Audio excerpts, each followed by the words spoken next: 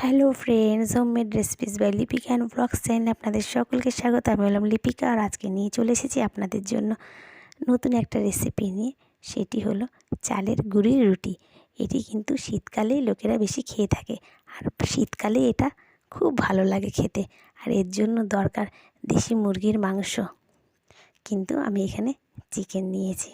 দেশি মুরগির মাংস দিয়ে একটু বেশি ভালো লাগে খেতে। তাহলে এই রুটিগুলো অনেকেই হয়তো বাড়িতে চেষ্টা করেন, কিন্তু হতে চায় না, ফেটে যায়, ছিঁড়ে যায়। কিন্তু চেষ্টা করলে হয়। আমারও কিন্তু প্রথমে এটা হতো না। তাহলে চলুন আমি এটা কীভাবে তৈরি করেছি সেটা আজকে আপনাদেরকে দেখাবো। আর আগে দেখিয়ে নিই রুটিগুলো কীরকম নরম সফট হয়েছে। দেখুন পুরো তুলোর মতো নরম। আমি একটা ছিঁড়ে দেখিয়ে দিচ্ছি। দেখুন দুটো আঙুল দিয়ে ছিঁড়ে দেওয়া যাচ্ছে। বয়স্ক বাচ্চারা সকলেই এটা খুব পছন্দ করবে। তাহলে চলুন আগে কিভাবে এটা বানিয়েছি সেটা আজকে আপনাদেরকে দেখাবো। চলে এলাম বাইরে উনুনটাকে ভালো করে ধরিয়ে নিলাম। কড়াইটা বসিয়ে দিয়েছি, কিছু কাঠ একটু দিয়ে নিচ্ছি প্রথমেই। ভালো করে যদি আগুনটা দেওয়া হয় না, তাহলে আর পরে আর সমস্যা হয় না। এই বাটির এক বাটি আমি জল কড়াইয়ে দিয়ে দিলাম।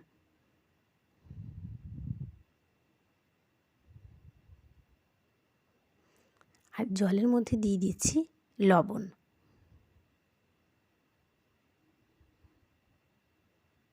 দিয়ে একটু ভালো করে নাড়িয়ে দিলাম। দিয়ে একটা থালার সাহায্যে আমি জলটাকে ঢেকে দিচ্ছি। জলটা টকবক করে যখন ফুটে যাবে, আমি তখন ঢাকনিটাকে খুলে নেব। আমার জলটা দেখুন টকবক করে ফুটে গেছে। আমি ঢাকনিটা নামিয়ে নিলাম। আমি যেই বাটি মাপ করে জল দিলাম, সেই এক বাটি চালের গুঁড়ি আমি আগে থেকে মেপে রেখেছিলাম, আমি ওটা দিয়ে দিচ্ছি। দিয়ে ভালো করে জলের সাথে মিশিয়ে নিচ্ছি। ঠিক যেমন আমরা পুলি পিঠে তৈরি করি না, ঠিক তেমনি। ওই দেখুন ওটা জলের সাথে মিশে একটা আঠা আঠা ভাব হয়ে এসেছে। ভালো করে একটু মিশিয়ে নিচ্ছি। মিশিয়ে আমি কড়াইটাকে নামিয়ে নিলাম। এইবার আমি একটা পাত্রের মধ্যে কিছুটা ঠান্ডা জল নিয়ে নিলাম, কেননা এটা গরম গরমই মাখতে। আমি সবটা একবারে নামাই নি, কেননা এটা হাওয়া লাগলে না শক্ত হয়ে যায়। যেহেতু চালের গুঁড়ি আমি ঢেকে রেখেছি, আর কিছুটা নামিয়ে নিলাম। আর গরমে তো বারবার করে করা সম্ভব না, হাতে পুড়ে যেতে পারে। তাই বারবার করে একটু ঠান্ডা জলে হাত দিয়ে দিয়ে ওটাকে ভালো করে আটার মতো করে মেখে নিতে হবে। আমি কড়াইটা নামিয়ে চাটুটা উনুনে বসিয়ে দিয়েছি। চাটুটা গরম হতে থাকুক। আর এদিকে দেখুন আমি লেচি কেটে নিয়েছি। আমার চালের গুঁড়িটা মাখা হয়ে গেছে। আমি একটা বাটির মধ্যে রেখে দিয়ে ভেজা একটা রুমাল দিয়ে আমি ভালো করে ওটাকে ঢেকে রাখলাম। তাহলে শক্ত হওয়ার সম্ভাবনা একেবারেই কম। আমি ভালো করে লেচিগুলো করে নিয়েছি। ভালো করে হাতে করে গোল করে নিতে হবে, যেহেতু চালের গুঁড়ির। এবার হাতে করে নিয়ে আমি হাতে না একটু ছড়িয়ে ভালো করে ঘুরিয়ে ঘুরিয়ে বড় করে নিলাম। যেহেতু চালের আটার তো দেখা গেল বেলতে গিয়ে ফেটে গেল, সেহেতু একটু বড় করে নিতে হয়, তাহলে সুবিধা হয়। এবার চালের গুঁড়ি অল্প অল্প করে দেব, আর আমি হালকা হালকা করে ওটা বেলতে থাকবো। রুটিটা যত বড় হবে আর যত পাতলা করে বেলতে পারবেন, রুটিটা ততই খেতে ভালো হবে এবং সফট হবে। আর রুটিটা কিন্তু বেলা হয়ে গেছে, চাটুও গরম হয়ে গেছে। চাটুর মধ্যে দিয়ে দিলাম রুটিটা। আর রুটিটা কিন্তু চাটুতে বেশিক্ষণ রাখলে হবে না, কিছুক্ষণ পরেই এটাকে উল্টে দিতে হবে। যখন রুটিটা হালকা ছোট্ট ছোট্ট ফুটকি ফুটকি মতো ফুলবে তখনই। কেননা যেহেতু এটা চালের গুঁড়ির রুটি, এটা কিন্তু লাল হয়ে যেতে পারে। লাল হলে দেখতে ঠিক ভালো লাগে না, সাদা সাদা থাকলেই এটা দেখতে খুব ভালো লাগে। আর অনেকেই এটা করার জন্য চেষ্টা করেন আর ভাবেন হয়তো হবে না, কিন্তু অবশ্যই হবে।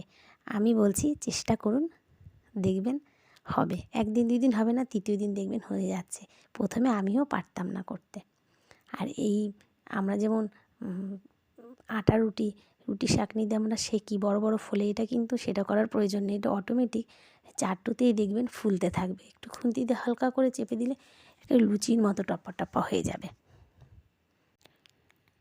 দেখুন আমার রুটিটা মোটামুটি হয়েই এসেছে। এবার হালকা হালকা করে আমি খুন্তি দিয়ে এরকম একটুখানি চেপে ধরবো। রুটিটা দেখবেন কি সুন্দর ফুলে যাচ্ছে।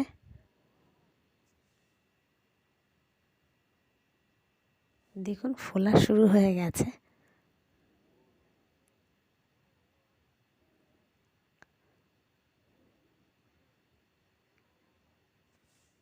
দেখুন কীরকম লাগছে, পুরো লুচির মতো ফুলে গেল তো।